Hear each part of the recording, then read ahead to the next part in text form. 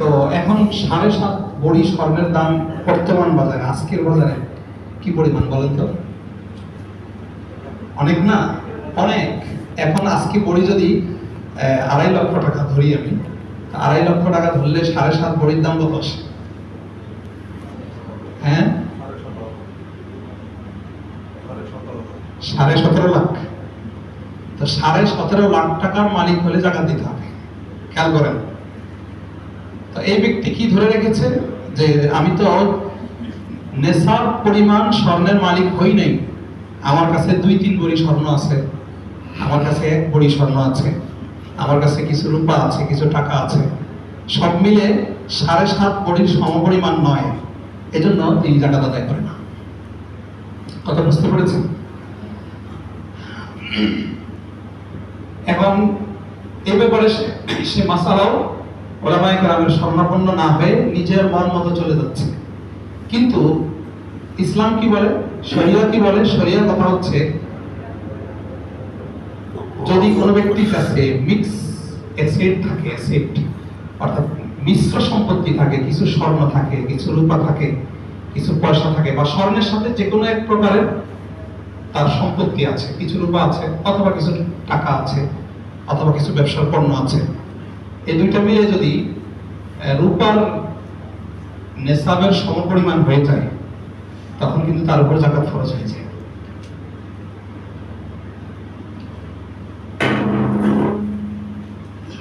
তাহলে স্বর্ণের যেই নেশাবটার কথা বলা হয়েছে, 7.5 তোলা স্বর্ণের পরিমাণ যদি কেউ হয়, তাহলে তাকে জাকাত দিতে হবে। এটা কোন কার জন্য? এটা ওই ব্যক্তির জন্য যে ব্যক্তির কাছে স্বর্ণ ছাড়া কিছু নেই। খেয়াল করবেন, খুব ভালো করে খেয়াল করবেন, স্বর্ণ ছাড়া এই ব্যক্তির কাছে কোনো ক্যাশ টাকা নাই, কোনো রূপা নাই, কোনো ব্যবসার পণ্য নাই, কিছু নেই তার কাছে, কোনো গবাদি পশু নাই। গবাদি পশুর আলোচনা আমাদের দেশে করা হয় না, তার কারণ হলো আমরা ওই পরিমাণে, যেই পরিমাণ গবাদি পশু পালন করলে জাকাত দিতে হয়, ওই পরিমাণ আমরা করি না। 30টা গরু পালন করলে 1টা গরু দিতে হয়, তো 30টা গরু তো খুব কম মানুষই পালন করে। যাই হোক, এটা ভিন্ন কথা। তো মিক্সড এসেট যদি হয়ে যায়, বিভিন্ন প্রকারের সম্পত্তি যখন আমার কাছে চলে আসবে, তখন আর স্বর্ণের হিসাবটা থাকবে না, তখন চলে আসে কিসের হিসাবে? রূপার হিসাবে চলে আসে। এখন উনি স্বর্ণকে ধরে রেখেছেন, উনি মনে করছেন যে ওনার কাছে এখনো যেহেতু 7.5 ভরি স্বর্ণের পরিমাণ হয়নি, এই জন্য উনি জাকাত দিচ্ছেন না। কিন্তু এই ব্যক্তির উপরে জাকাত ফরজ কিনা বলেন? জাকাত ফরজ হয়ে গেছে। অথবা কোনো ব্যক্তি কোনোভাবেই তার কাছে কিছু টাকা আসছে, কিছু পরিমাণ টাকা সেই ব্যক্তি এগুলোকে জমা করে রেখে দিয়েছে ব্যাংকের মধ্যে, সেখান থেকে কিছু কিছু উঠিয়ে সংসার পরিচালনা করে। এখন এই ব্যক্তির চিন্তা হলো যে আমি যদি এখান থেকে জাকাত দিতে থাকি, তাহলে তো আমার সম্পত্তিটা শেষ হয়ে যাবে। আচ্ছা, বুঝেন নাই? আমার তো সম্পত্তিটা কি হয়ে যাবে? খুব খেয়াল করবেন। আমরা ইদানিং অনেকগুলো মাসালার সম্মুখীন আমি হয়েছি, এই জন্য আপনাদেরকে এগুলো শোনাচ্ছি। অথবা কি করেছেন, উনি একটা পেনশনের টাকা পেয়েছেন, পেনশনের টাকা পেয়ে এটাকে হজের নিয়ত করে ব্যাংকে রেখে দিয়েছেন। অথবা পেনশনের টাকা পেয়েছেন, এটাকে উনি ওনার মেয়ের বিবাহের জন্য উনি নিয়ত করে রেখে দিয়েছেন। অথবা উনি ঘর করবেন, ছেলেদের জন্য, সন্তানদের জন্য ঘর করবেন, এই নিয়ত করে উনি টাকাটাকে নির্ধারণ করে রেখে দিয়েছেন। তো উনি মনে করছেন যেহেতু আমি এটাকে একটা নির্দিষ্ট খাতের সাথে আমি বিশেষ করে ফেলেছি, যেমন ওমরা যাব, হজে যাব, তো এইটার উপরে জাকাত আসবে না। এই ধরনের ধারণা করার মতো মানুষ আছে কিনা আমাদের সমাজে? আছে। তো এই সকল ধারণার কারণে আমার উপরে জাকাত বাদ হবে না, বরং আমি টাকা হজের জন্য জমা করি, আর আমি ব্যবসার জন্য জমা করি, অথবা আমি আমার সন্তানের বিবাহের জন্য জমা করি, যার জন্যই জমা করি, টাকার মালিক তো আমি। কি বলেন? টাকার মালিক আমি না? মালিক যখন আমি, তো সুতরাং আমাকে জাকাত দিতে হবে।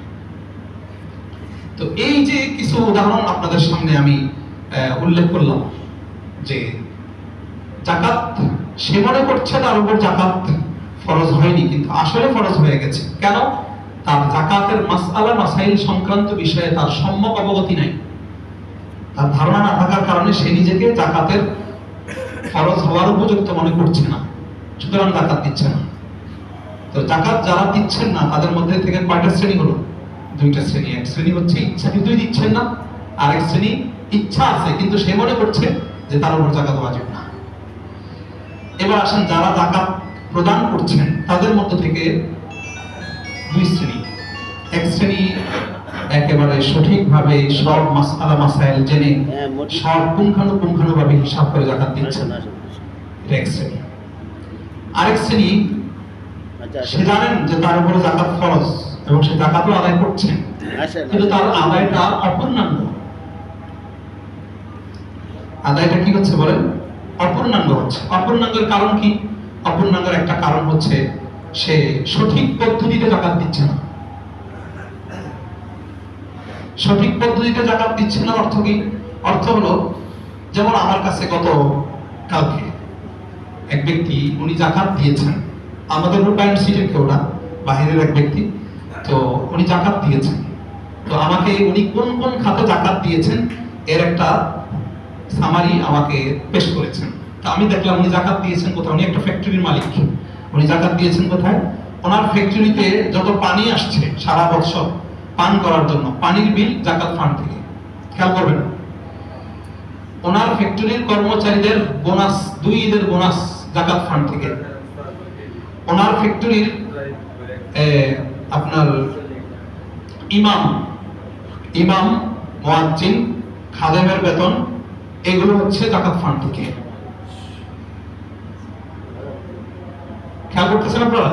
তাহলে এই ব্যক্তি কিন্তু জাকাত ঠিকই দিচ্ছেন, কিন্তু ওনার জাকাতের পদ্ধতিটা কি হচ্ছে না, সঠিক না হওয়ার কারণে তার জাকাত হবে না।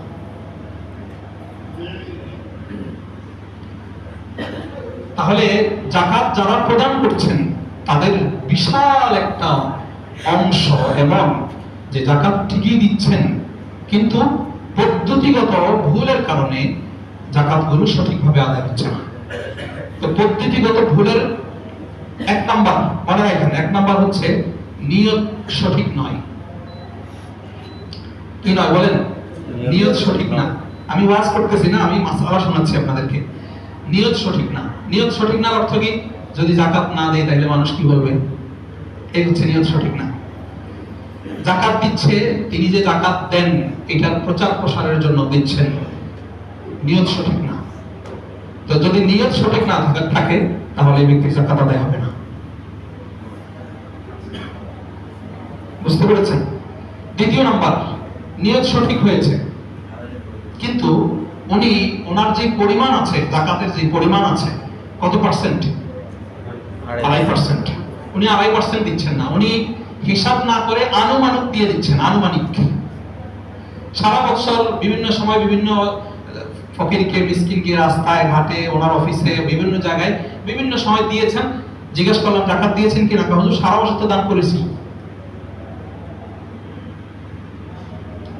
বুঝতে পেরেছেন? তাহলে জাকাত আদায় হতে হলে আমি যখন জাকাত দিব এটাকে জাকাতের নিয়ত করতে হবে, একেবারে পরিষ্কার নিয়ত যে আমি অমুককে 500 টাকা দিচ্ছি জাকাতের ফান্ড থেকে।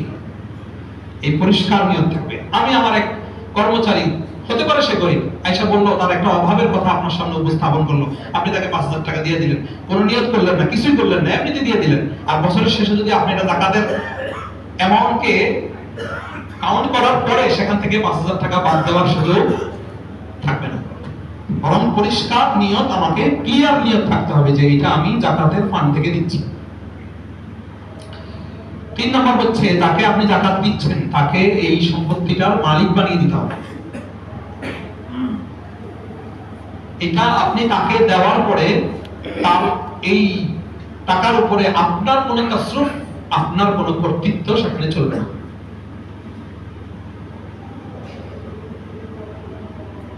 তাহলে যারা জাকাত দিচ্ছেন, আদায় করছেন, এদের মধ্যেও তো অনেক সমস্যা আছে। কি বলেন, আছে না? অপূর্ণাঙ্গ জাকাত হচ্ছে, নিয়ত বিশুদ্ধ না হওয়ার কারণে। 2 নাম্বার, পরিমাণ, যতটুকু পরিমাণ দেওয়ার কথা সেই ততটুকু পরিমাণ না দেওয়ার কারণে। 3 নাম্বার হচ্ছে যথাস্থানে না দেওয়ার কারণে। তাহলে আমরা যারা জাকাত দিচ্ছি আমাদের এই ব্যাপারে চোখ কান খোলা রাখতে হবে। আমার কষ্টে অর্জিত পয়সা থেকে আমি জাকাত দিচ্ছি, আল্লাহর একটা হুকুমকে আমি পালন করছি, সেখানে যদি হুকুম পালন করার পরেও যদি আমার এই জাকাতটা আদায় না হয়, তাহলে এটা পোড়া কপাল হয়ে গেল। এই জন্য আমাদেরকে এই বিষয়গুলোকে সঠিকভাবে খেয়াল রাখতে হবে। এরপরে আসেন, তো যেহেতু আমাদেরকে, আমি আবার একটু সারাংশ বলে দিচ্ছি। এক প্রকারের মানুষ জাকাত দেয় না, মোটেই দেয় না, ইচ্ছাকৃত দেয় না, অথবা সে মাসালা মাসাইলের কিছু পেঁচার কারণে সে দিচ্ছে না। 2 নাম্বার, জাকাত সঠিকভাবে সম্পূর্ণভাবে কাউন্ট করে হিসাব করে দিচ্ছেন। এবং 3 নাম্বার হচ্ছে যারা জাকাত দিচ্ছেন কিন্তু জাকাতটা অপূর্ণাঙ্গ হয়ে যাচ্ছে কিছু বিষয়ের কারণে, না জানার কারণে, সঠিক স্থানে, সঠিক নিয়তে, সঠিক পদ্ধতিতে না দেওয়ার কারণে। তাহলে এখান থেকে ফলাফল কি দাঁড়ালো? ফলাফল হলো জাকাতের বিষয়ে আমাকে ভালো করে পূর্ণ ধারণা রাখতে হবে। কি কি ধারণা রাখতে হবে? পয়েন্ট 1 নাম্বার, আমি জাকাত কেন দিব? আমি সবগুলো পয়েন্টের আলোচনা শেষ করতে পারবো না, কিন্তু আপনাকে আমি পয়েন্ট দিয়ে দিব, আপনি এই পয়েন্টে আলেমদের কাছ থেকে জেনে নেবেন। 1 নম্বর পয়েন্ট, আমি জাকাত কেন, আমার জাকাতের প্রদানের মোটিভ কি হবে, উদ্দেশ্য কি হবে, অবজেক্টিভ কি হবে, এটা আমাকে ক্লিয়ার করতে হবে। পারপাস কি হবে সেটা আমাকে সঠিকভাবে জানতে হবে। এটা হলো 1 নম্বর পয়েন্ট, জাকাত আমি কেন দিব। নাম্বার 2, জাকাত আমি কিভাবে দিব, জাকাত কিভাবে দিব। এটাকে যদি আমি আরেকটু ভিন্ন করে বলি, জাকাত আদায়ের পদ্ধতি, কতটুকু দিতে হবে, কোন মাল থেকে জাকাত দিতে হবে, এইখানে তো জাকাতটা আমি কিভাবে দিব। 3 নম্বর পয়েন্ট হচ্ছে জাকাত আমি কোথায় দিব। পয়েন্ট আমি একটু কমিয়ে দিয়েছি, কারণ বেশি দিলে আপনাদের মনে থাকবে না। তাহলে 1 নম্বর পয়েন্ট, জাকাত আমি বলেন কেন দিব, অবজেক্টিভ অফ জাকাত, জাকাতের উদ্দেশ্য। 2 নম্বর, জাকাত আমি কিভাবে আদায় করব, কোন কোন মালের মধ্যে আমি জাকাত দিব, আমার কোন কোন মালের মধ্যে জাকাত ওয়াজিব হবে, কতটুকু ওয়াজিব হবে, এটা হচ্ছে 2 নম্বর পয়েন্ট। 3 নম্বর পয়েন্ট হচ্ছে আমি জাকাতটা কোথায় দিব। এই 3টা জিনিসই আপনাকে ভালো করে জানতে হবে। কথা খুব বেশি না, কথা অল্প, কিন্তু আমাকে ভালো করে জানতে হবে। প্রথম পয়েন্ট, জাকাত আমি কেন দিব। ইসলামী শরিয়ার প্রত্যেকটা বিধানের পিছনে কোনো না কোনো উদ্দেশ্য, কোনো না কোনো কারণ অবশ্যই নিহিত আছে। কিন্তু আমরা যেহেতু আল্লাহ তাআলার বান্দা, গোলাম, তো গোলামের সব জায়গায় কারণ জানার অধিকার থাকে কিনা বলেন। গোলাম যে হবে, দাস যে হবে, এই ব্যক্তি মালিকের সব আদেশের কারণ জানার অধিকার তার থাকে না। আমাদের যে কর্মচারীরা আছে, আমাদের অধীনে কাজ করে, আমরা সব কাজ কি কর্মচারীকে কারণ বলে বলি যে এই কাজটা তুমি এই জন্য করো? বরং ওটা কারণ যদি আমাকে কেউ জিজ্ঞাসা করে, তখন আমরা রাগ হয়ে যাই, তোমার এটা জানার দরকার কি, আদার ব্যাপারে জাহাজের খবর নাই। তাহলে আমরা যেহেতু আল্লাহ তাআলার গোলাম, তো গোলাম হিসেবে করণীয় হচ্ছে আল্লাহ যা বলেছেন আমরা এটাকে দিলের অন্তরের গভীর থেকে, অন্তরের অন্তঃস্থল থেকে বিশ্বাসের সাথে, সওয়াবের আশায় আমরা এটা পূর্ণ করব। এরপরেও কিছু কিছু বিষয়ের কারণ উলামায়ে কেরাম জনগণকে জানানো প্রয়োজন মনে করেছেন, সেগুলোকে পরিষ্কারভাবে উলামায়ে কেরাম বলেছেন। তো সেই হিসাবে জাকাতের মৌলিক উদ্দেশ্য 3টা। জাকাতের মৌলিক উদ্দেশ্য কয়টা? 1 নম্বর, জাকাত এটা হচ্ছে একটা ইবাদত। জাকাত কি বলেন? আমি জাকাত দিব, কেন দিব? ইবাদত হিসেবে দিব। ওই যে আমি বলেছিলাম এক শ্রেণীর মানুষ যারা জাকাতকে ট্যাক্স মনে করে, জরিমানা মনে করে। এই ট্যাক্স এবং জরিমানা মনে করা যাবে না, বরং আমাকে এটাকে ইবাদত হিসাবে দিতে হবে। শুধু ইবাদত না, বরং ফরজ ইবাদত হিসাবে দিতে হবে। আমরা জানি ইসলামের মৌলিক ভিত্তি কয়টি? 5টি। কালিমা, নামাজ, যাকাত, রোজা, হজ। আমি আপনাদের সিরিয়ালকে পাঠাইছি।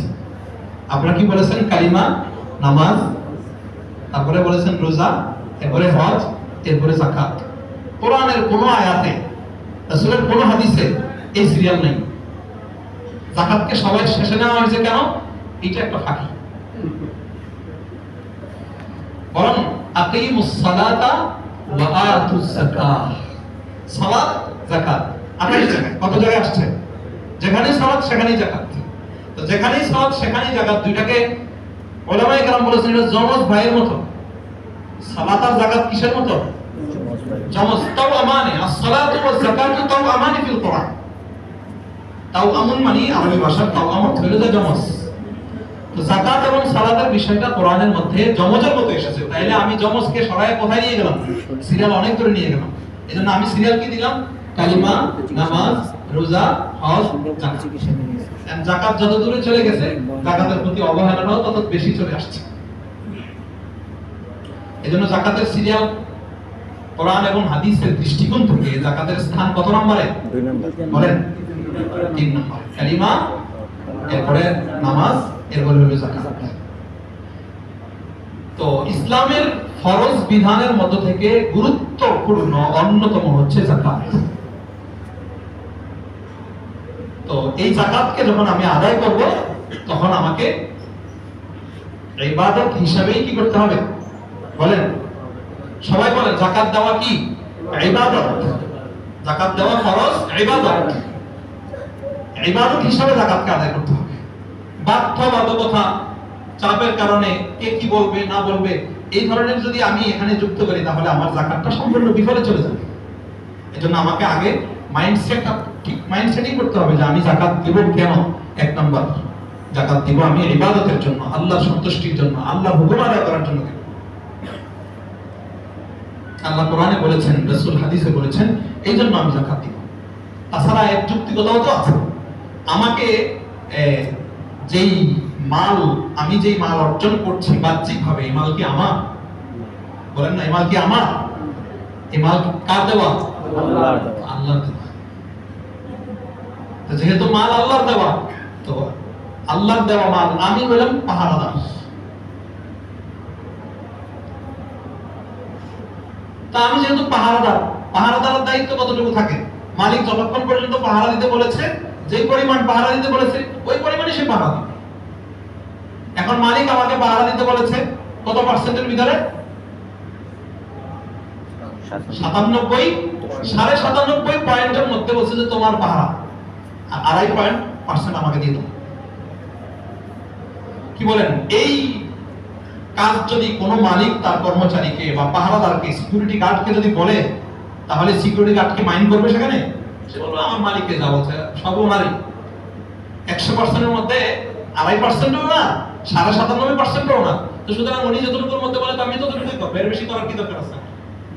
তো এটাকে যেমনি ভাবে আমরা মানে এটাকে অস্বাভাবিক মনে করি না, তো ঠিক যাকাতের ক্ষেত্রেও আমাদেরকে এই বিষয়টা খেয়াল রাখতে হবে যে আমাকে ওয়ামিম্মা রাযাকনাহুম ইউনফিকুন। আল্লাহ কোরআনে শুরুতেই বলেছেন, মুত্তাকিনদের গুণাগুণ বর্ণনা করতে গিয়ে বলেন, মুত্তাকিনরা কি করে? আমার প্রদত্ত রিজিক থেকে সে দান করে। আল্লাহ শব্দ দিয়ে দিয়েছেন যে আমার প্রদত্ত সম্পদ থেকে মুত্তাকিনরা দান করে। এই কথা বলেন নাই যে মুত্তাকিনরা দান করে, শুধু দান করে এটা বলেন না, বরং কি বলেছেন? মুত্তাকিনরা আল্লাহ প্রদত্ত সম্পত্তি থেকে দান করে। যখন আমার মাথায় এটা থাকবে যে সম্পদ এর মালিক আমি না, সম্পদের মালিক ইন্নাল আরদা কুল্লুহু লিল্লাহ, পুরা জমিনের মালিক কে? আল্লাহ। যখন পুরা জমিনের মালিক আল্লাহ, তো সুতরাং এখান থেকে আমার আল্লাহ যদি কিছু চান, তাহলে এটা আমার দিকে আর কি লাগবে না, বোঝা মনে হবে না, ভারী মনে হবে না। তাহলে প্রথম যাকাতের উদ্দেশ্য হচ্ছে, 1 নম্বর কথা হলো যাকাতের উদ্দেশ্য হলো ইবাদত আদায় করা, আল্লাহর হুকুমকে আদায় করা। 2 নম্বর যাকাতের উদ্দেশ্য হচ্ছে দারিদ্রতা বিমোচন। বলেন 2 নম্বর কি? দারিদ্রতা বিমোচন হচ্ছে যাকাতের আরেকটা গুরুত্বপূর্ণ উদ্দেশ্য। রাসূল সাল্লাল্লাহু আলাইহি ওয়াসাল্লাম বলেছেন, তুখাযু মিন আগনিয়াইহিম ওয়া তুরাদ্দু আলা ফুকারাইহিম। যাকাতের ব্যাপারে রাসূল বলেন, ধনীদের থেকে নিয়ে গরিবদেরকে দেওয়া হবে, ধনীদের কাছ থেকে নিয়ে বলেন গরিবদেরকে দেওয়া হবে। তাহলে যাকাতের উদ্দেশ্য হলো দারিদ্রতা বিমোচন। তো সুতরাং আমি যখন যাকাত দিব আমাকে দেখতে হবে আমার যাকাতের মাধ্যমে দারিদ্রতার বিমোচন হচ্ছে কিনা, এটা আমাকে খেয়াল করে দিতে হবে। আমার ফ্যাক্টরির মসজিদের বিদ্যুৎ বিল যদি আমি যাকাতের ফান্ড থেকে দেই, কি বলেন দারিদ্রতা বিমোচন হবে? ইমাম সাহেবের বেতন যদি যাকাতের ফান্ড থেকে দেওয়া হয়, মুয়াজ্জিন সাহেবের বেতন, খাদেম সাহেবের বেতন দিচ্ছে মানুষ, এজন্য আমরা বলছি।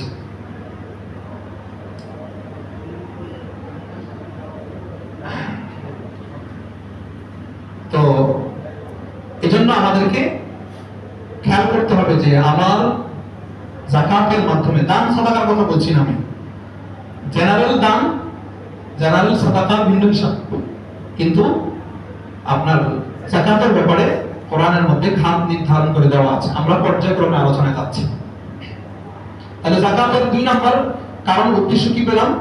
দারিদ্রতা বিমোচন। নাম্বার 3, যাকাতের 3 নম্বর গুরুত্বপূর্ণ কারণ হলো পিউরিটি অফ ওয়েলথ, আমার সম্পত্তির সিকিউরিটি, আমার নিজের সিকিউরিটি। এটা হচ্ছে যাকাতের গুরুত্বপূর্ণ একটা কারণ। এটা খুব গুরুত্বপূর্ণ। যাকাত দিচ্ছি কেন? আমার সিকিউরিটির জন্য। যাকাত দিচ্ছি কেন?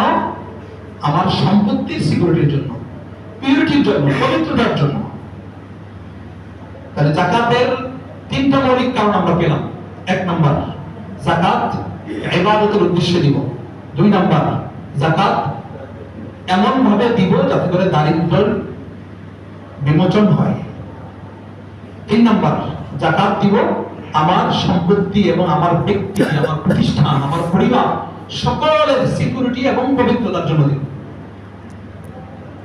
কোরআনের সূরা আত-তাওবা 103 নম্বর আয়াত, আমি যে আয়াত আপনাদের সম্মুখে তিলাওয়াত করেছিলাম, আল্লাহ বলেন খুয মিন আমওয়ালিহিম সাদাকাতান, আপনি তাদের মাল থেকে সাদাকা, যাকাতের অর্থ যাকাত গ্রহণ করুন। তুতাহহিরুহুম, তুতাহহিরুহুম, যেই যাকাত তাদেরকে পবিত্র করবে, ওয়া তুযাক্কিহিম, এবং তাদেরকে তাজকিয়া, দুটোর অর্থ করে তাদের বাহ্যিক পবিত্রতাও হবে এবং তাদের আধ্যাত্মিক পবিত্রতাও হবে। এখানে কোরআনের মধ্যে 2টা শব্দ এসেছে, একটা হলো তুতাহহিরুহুম বিহা, তুতাহহিরুহুম ওয়া তুযাক্কিহিম বিহা। তুতাহহিরুহুম এটার অর্থ পবিত্রতা, তুযাক্কিহিম এটার অর্থ পবিত্রতা। যারা উলামায়ে কেরাম আছেন তারা সহজে বুঝবেন। একটা হলো তাতহীর, আরবি ভাষায় বাবে তাফঈলের মাসদার, আর একটা হলো তাজকিয়া, এটাও বাবে তাফঈলের মাসদার। দুটোর অর্থ পবিত্রতা। তাহলে এটার অর্থ পবিত্রতা, ওইটার অর্থ পবিত্রতা, তো দুইটা একই শব্দ বারবার চলে আসলো না? একই শব্দ যদিও একই অর্থ আসছে, কিন্তু দুইটার অর্থ ভিন্ন। তুতাহহিরুহুম বাহ্যিক পবিত্রতা, তুযাক্কিহিম আধ্যাত্মিক পবিত্রতা।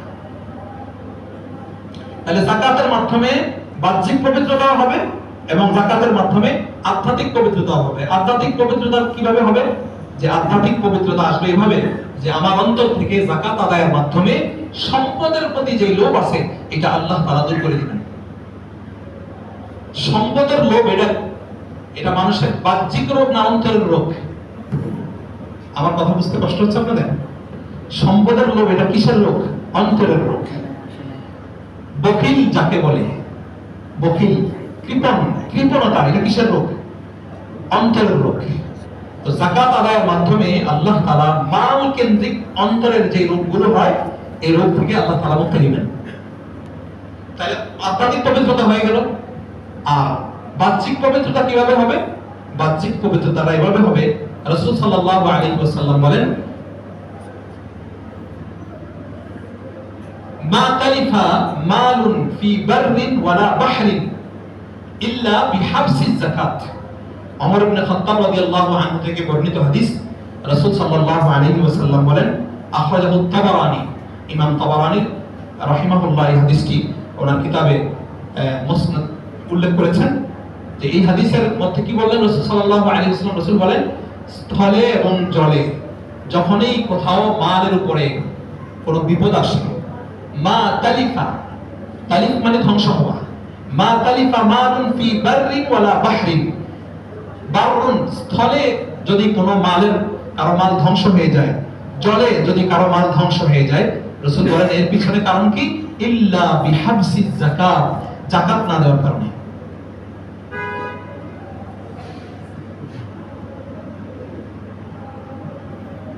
তাহলে যাকাতের দ্বারা সিকিউরিটি হলো কিনা? রাসূল বলেন যাকাত না দেওয়ার কারণে জাহাজে আগুন লেগে গেছে, যাকাত না দেওয়ার কারণে জাহাজ ডুবে গেছে। আমরা কি বলি যে আবহাওয়ার অবস্থা খারাপ হওয়ার কারণে প্রচন্ড নদীর মধ্যে জলোচ্ছ্বাস আসছে, এই আসছে সেই আসছে, এই কারণে ওনার অমুকের জাহাজটা ডুবে গেছে। এটা তো আমাদের চোখের চোখ বলে, কিন্তু এখানে পিছনে আরো কারণ আছে কিনা? আরো কারণ থাকতে পারে। সেটা কি? সেটা হলো মালের হক আদায় না করা। তাহলে এই আয়াত এবং হাদিস থেকে আমরা কি পাইলাম? আয়াত এবং হাদিস থেকে আমরা পেলাম যে যাকাতের মাধ্যমে আমার ব্যক্তি, আমার ফ্যাক্টরি, আমার পরিবার সকলের সিকিউরিটি অর্জন হয় এবং সকলের পবিত্রতা অর্জন হয়। এই ছিল যাকাতের তিনটা উদ্দেশ্য। এক নম্বর, যাকাত ইবাদতের উদ্দেশ্যে আমরা দিব, এবং নাম্বার 2, যাকাত দিব বলেন হ্যাঁ দারিদ্রতা বিমোচন। নাম্বার 3, ওয়াজ শুনলে চলবে না, কিছু তো ইয়াদ করতে হবে, তাই না? মালের পবিত্রতা, নিজের পবিত্রতা। এই তিনটা হচ্ছে যাকাতের মূল উদ্দেশ্য। এবার আসেন, এই ছিল আমাদের প্রথম পয়েন্ট। প্রথম পয়েন্টের শিরোনাম ছিল যাকাত আমরা কেন দিব? উত্তর, যাকাত দিব ইবাদতের জন্য, যাকাত দিব পবিত্রতা অর্জনের জন্য, যাকাত দিব দারিদ্রতা বিমোচনের জন্য। প্রথম পয়েন্ট শেষ আপাতত। দ্বিতীয় পয়েন্ট, যাকাত আমরা কখন দিব, কতটুকু দিব, কিভাবে দিব, এই অংশটুকু একটু বিস্তারিত, অনেক লম্বা সময়ের প্রয়োজন। আমি খুব সংক্ষেপে বলছি। যাকাত আমি কখন দিব? যখন আল্লাহ তাআলা আমাকে সম্পদ দিবেন তখন আমি যাকাত দিব। আল্লাহ তাআলা তৌফিক দিলে ইনশাআল্লাহ অন্য সময় আবার শোনাবো। আল্লাহ তৌফিক দান করেন।